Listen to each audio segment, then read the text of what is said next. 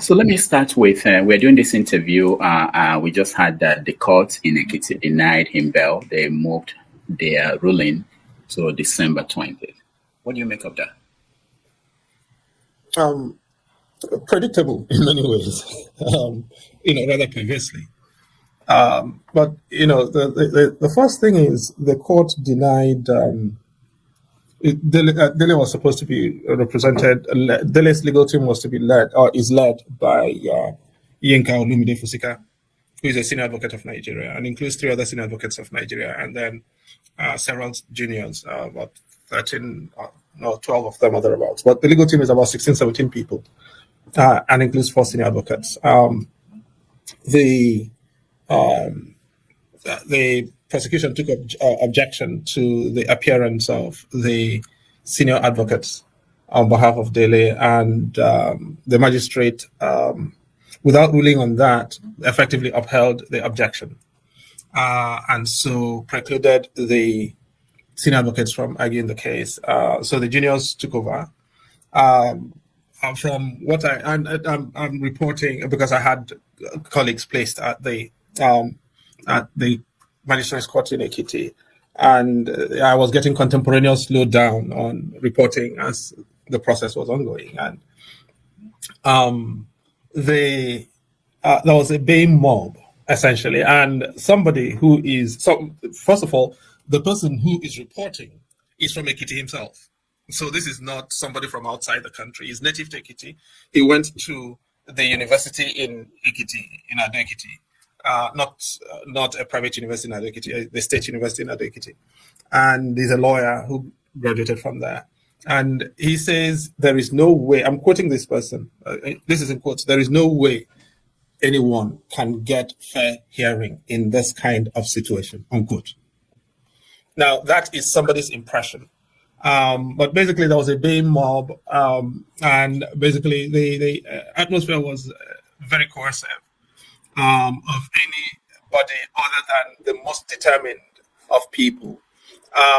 And you see, there's an objection to jurisdiction, right? There is a question of bail, and the magistrate adjourns to 20th of December and remains in custody for a crime where the maximum punishment is 2 years, right? Anyone who says that is law would really have to send me to another school. But that's what is happening. And as I said, that was entirely predictable. Nothing in this surprises me. When you said they refused to allow the senior advocates to lead the defense, what was the reason they gave? The argument is that the privileges available to senior advocates precludes them, also are supposed to preclude them from appearing before courts that are not superior courts of record, and basically those will be magistrates courts, customary courts, and all of that. However, the Constitution entitles anyone who is charged with a crime to be represented by a legal practitioner of their choice. The only thing in Nigerian jurisprudence that precludes legal practitioner of their choice was recognized in the decision in Awolowo and Usman Sarki, who was Interior Minister then, or Internal Affairs Minister, in 1963 or 62 in Awolowo's treasonable felony case, where Awolowo brought in Mr. Gratian, the QC from England, to defend him in treasonable felony. And Usman Sarki exercised powers under the Immigration Act to interdict his entrance into Nigeria as a prohibited immigrant, and they expelled him from Nigeria. And Udo Doma, who was the judge of the High Court of Lagos, who decided the case then, held in that particular case that a person was entitled to be represented by a legal practitioner of their choice as long as that person was entitled, as a legal practitioner, was entitled as of right to practice in Nigerian courts. And that that entitlement did not preclude the exercise of the powers of the Interior Minister in that particular case, to prohibit the entrance of Mr. Gratian. That is the only preclusion, basically, that non-nationals of Nigeria who do not therefore have a right, as of right, to be in Nigeria, can be precluded from being legal practitioners of their choice. But here, you have the court effectively precluding Mr. Farotimi from being represented by legal practitioners of his choice without actually ruling on that particular issue. That's the very interesting way to go about it. In your article, you wrote about the Supreme Court establishing this principle using the case of Anyebe. The Supreme Court in Nigeria, is it different from the ways in other countries, like in the United States, where we see, I'm not a lawyer, but I thought that the lawyers obey if there is a precedent and it's established that becomes what people will abide by. Is it different in Nigeria? That's what we are taught generally in the law schools or in the law faculties. It's introduction to Nigerian legal system. Actually, they teach you legal method, including the doctrine of precedent.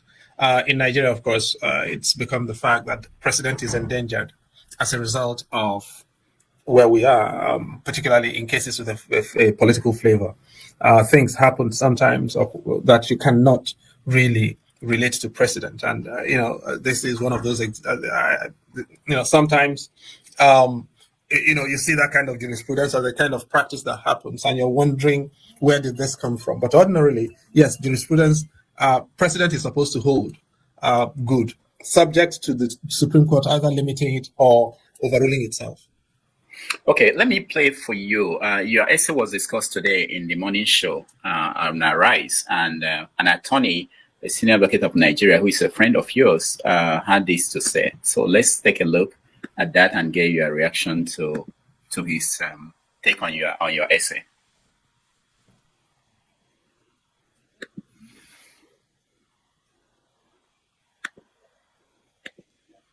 Okay.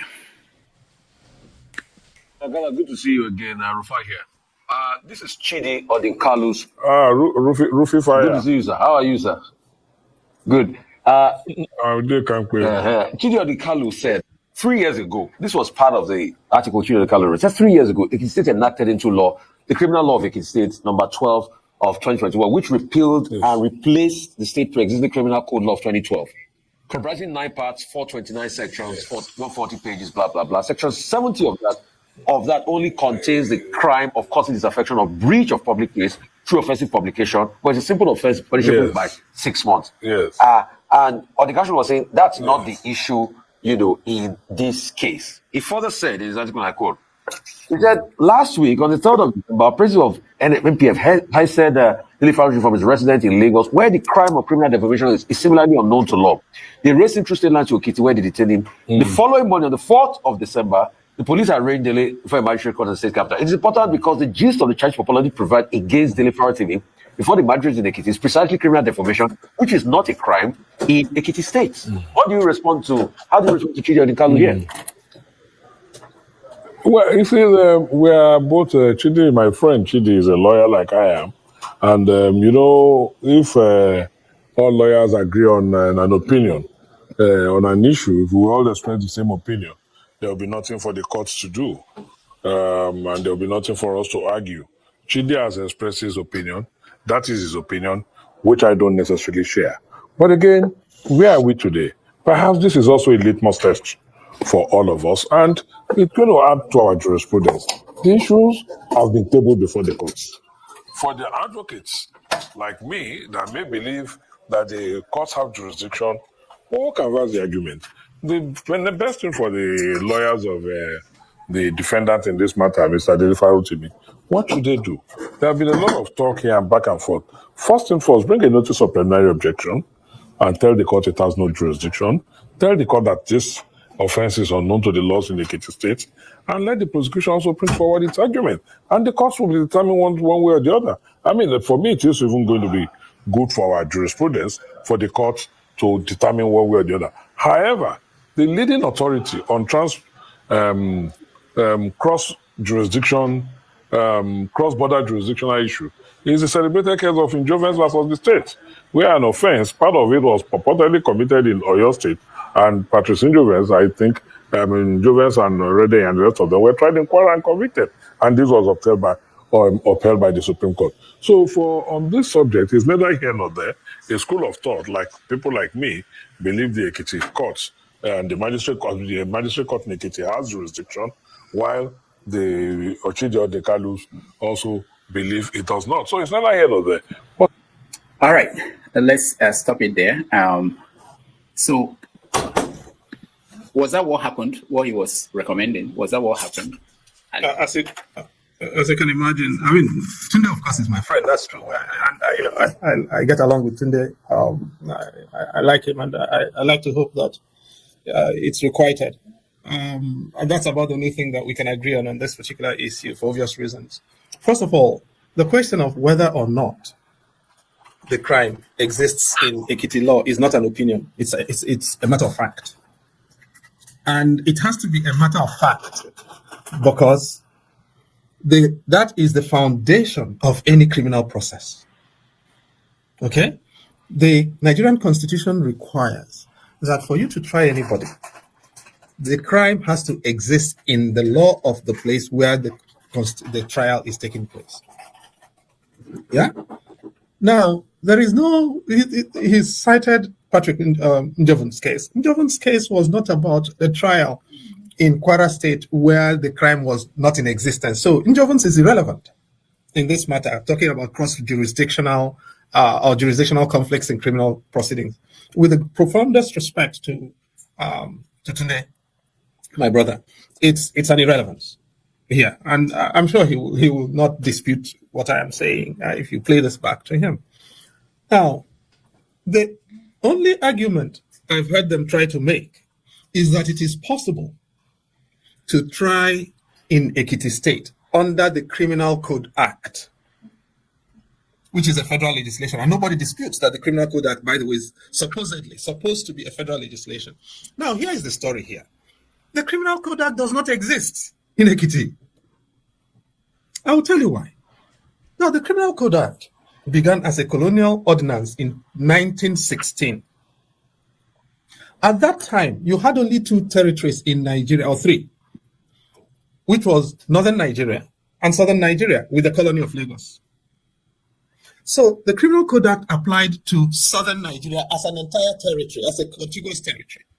That entity of Southern Nigeria ceased to exist in 1951 with the creation of, with regionalization and the transition to regionalism. So that law became the criminal code law of, for the regions, for the Western region and for the Eastern region. And the North had its own penal code. When we had, by the time and then of course, it also became the legacy legislation on crimes for Midwest when it came into existence in 1963, which then transitioned into the criminal codes of the 12 states in 1967. And so on and so forth until where we are now. Now, each state, the federal government does not make legislation for the states on crimes. The federal government has no general powers for criminal legislation for the states. The federal government only has powers with reference to matters on the exclusive legislative list. So, if you have telecommunications, for instance, which is on the exclusive legislative list, and there is a crime created under that, that is the only area in which the federal government has these powers. Federal government, of course, has powers to make criminal legislation for Abuja as a federal territory. But the Criminal Code Act does not create crimes for states. And one more thing. In 2021, in the CIL and in the case of CIL and Ekiti State, which indeed involved the interests that are active in this particular case that we're talking about, Dele's case, Ekiti State had abolished the Public Officers Protection Law in Ekiti, and they sought to import into that case an argument that the Public Officers Protection Act, which is a federal piece of legislation, should apply in Ekiti when the Ekiti State had legislated it out of existence. And the Supreme Court said no, there was no room to foist on a state as a federating entity a norm which it had itself explicitly repealed. And therefore, it overruled the effort to try to make the Public Officers Protection Act applicable in Ekiti State by backdoor. And the parity of reasoning here is very evident. So, as much as I love my brother, I just cannot, in this particular case, see that that he's saying anything that anyone of his seniority can agree with. Number one, because what we're dealing with is not a question of opinion, it's a question of fact. Number two, the Criminal Code Act is no longer law in Nigeria, in Ekiti State. Number three, the federal government does not have any general powers of criminal legislation over Ekiti State. I may even add a fourth issue, which is that the Attorney General of Ekiti State exists and nobody has told him about these proceedings. I think people are forgetting that. Otherwise, you would see Attorney General of Ekiti State. Obviously, the Attorney General of Ekiti State used to be the Permanent Secretary, Federal Ministry of Justice.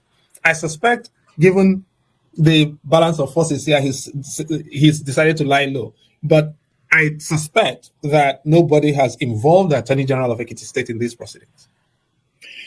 How did the new charges that were filed at the High Court, for those who may not understand the differences, how did they come about? Who decided that there should be a federal? I'm saying I'm not sure what it is, but the charges that were filed by the one that was dismissed yesterday. Not dismissed. No, not dismissed. The ones that were he was granted bail for 50 million. Yeah, that's this so-called cybercrime charges, right? Okay, how did that come about? Who decided to file that? I don't know how that came about. It's the same police people who filed it. It is filed by the police. So if I defame you, if you think I defamed you and you go to magistrate court, how would the federal police now come in to say that they want to? Did they take up the case? I'm just talking like a layman. Did they take up the case from you? How did that happen? Well, there's a complainant here who wrote a petition to the police. Yeah. And the police decided to charge for criminal defamation.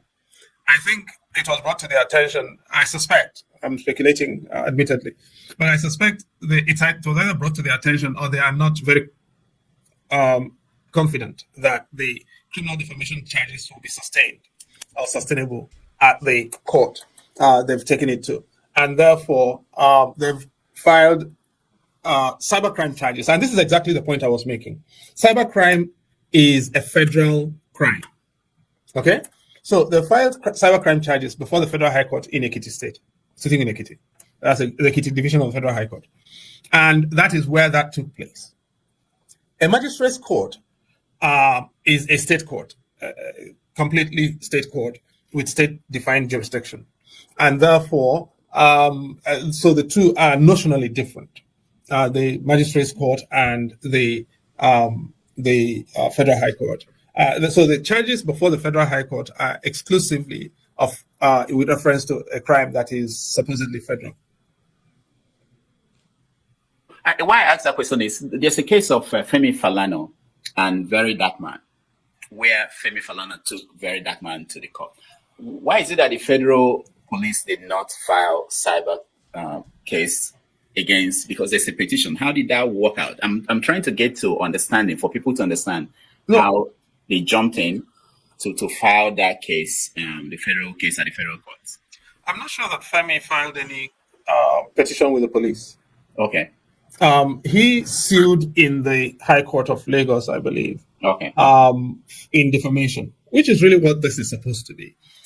Look, the Supreme Court itself, as I pointed out in the piece that you referred to, had said that the crime of criminal defamation was invented in the Star Chamber. The Star Chamber was a very disreputable judicial forum in which began about 15th century England. Yeah? And it was captured, it was arbitrary, it was just entirely disreputable. And it was a persecutory forum. And if the Supreme Court itself describes the forum and the crime as disreputable, invented by a disreputable forum, that's not exactly the kind of crime that should make anyone feel proud about prosecuting in a republic of any sort.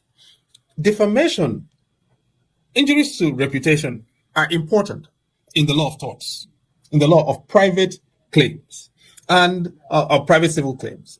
And what does happen is, or what should happen is, and rightfully, for instance, Kende Ogunwumiju, senior advocate of Nigeria, who is the managing partner in Emmanuel Chambers in Abuja, has sued in the civil courts. And I think that is commendable. I think that's the right thing to do. Okay?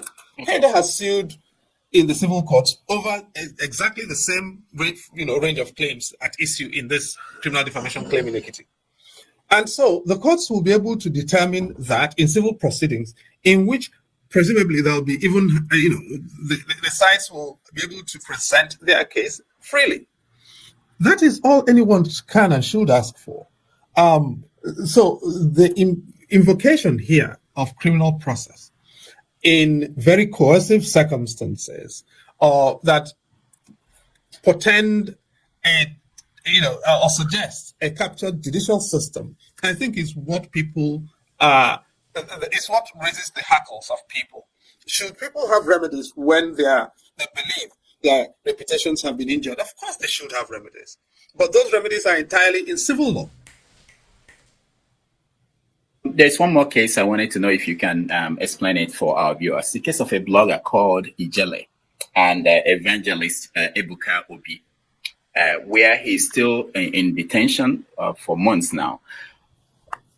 How can people just pick up anybody by petitioning the police and say this person defamed me and have the person locked up anywhere, sometimes out of their location, move them out of state? Is that a law in Nigeria? Let me repeat myself. Of course, it's not a law in Nigeria. Of course, it isn't. Now, the so-called criminal defamation, even where it exists, is a misdemeanor. Now, there are three categories of crimes for this purpose, right? There are simple offenses, misdemeanors, and felonies.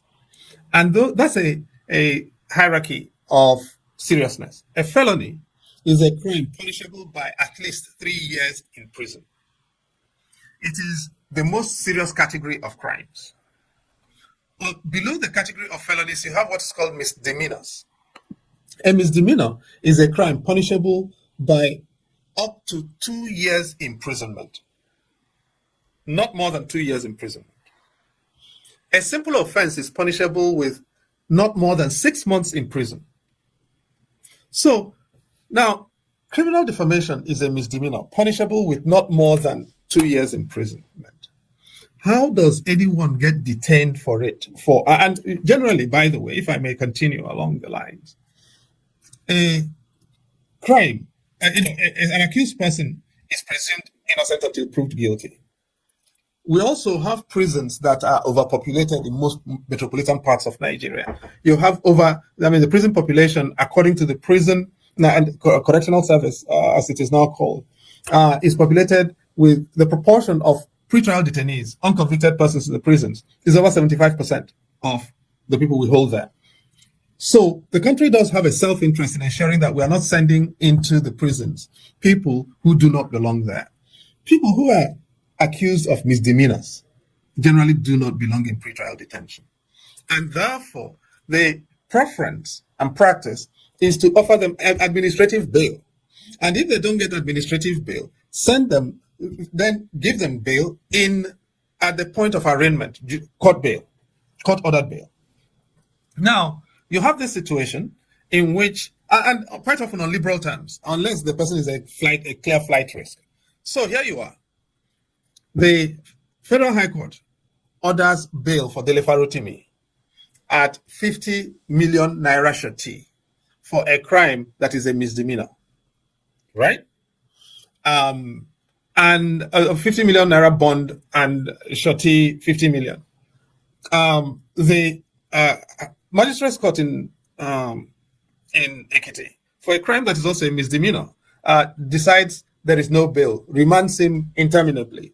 And somehow that is supposed to represent the state of the art of Nigerian criminal law and procedure. All of us should be ashamed. But you're talking about Ebuka Obi and Ijele, by the way. I mean, I vaguely remember. I didn't actually know Ijele was still in prison or in detention, or committed to pretrial detention, by the way. But these tendencies of capture. By the way, Ebukobi is supposed to be an evangelist, isn't he? Yes. Right? Yeah. Or a general overseer or Man of something. God. Man of God. Yes. But what kind of God is it that doesn't forgive? I'm just asking. These people who preach one thing and do another should stop. By the way, is there anything that his God cannot punish? Exactly. What kind of God does he preach to people about when he's going to procure people to put other people away? I don't know Ijele. I don't want to know him. I know whether or not what he said is not what I agree with is not my problem. But I also don't think that it is God's business or God's commandment to put some citizens below the law and others above the law. As a matter of fact, I presume Ebukobi's holy book is the Bible. And if you read the book of 1 Timothy, chapter 1, verse 8, it says something important, that the law is good when it is applied properly.